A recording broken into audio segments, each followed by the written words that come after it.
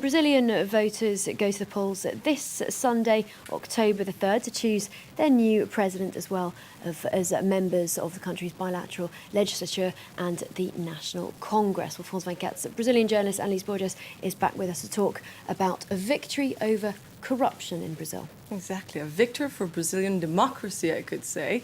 The clean record, Ficha Limpa in Portuguese, started as a popular initiative. More than 1 million voters signed a petition in the name of Brazil's democracy, and some 3 million people supported it on the internet. Then this popular initiative became law in June, and according to this law, politicians found guilty of committing electoral violations and crimes involving the use of public funds are ineligible to run for public office for 8 years. Corruption scandals are commonplace in Brazilian politics. According to the NGO International Transparency, political scams cost the country $40 billion each year. We even have a popular saying in Brazil that qualifies good politicians as those who steal but get things done.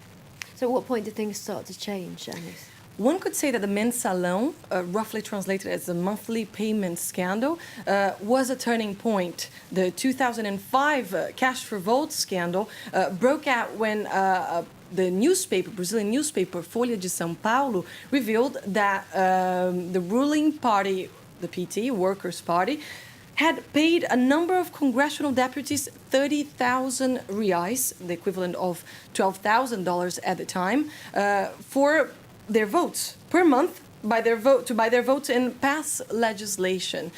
Heads did roll as a result of that scandal, including that of Lula's chief of staff, José Dirceu. But analysts suggest that the government's response wasn't severe enough. Since that scandal, a group called Movement Against Corruption was created, and then they started their work.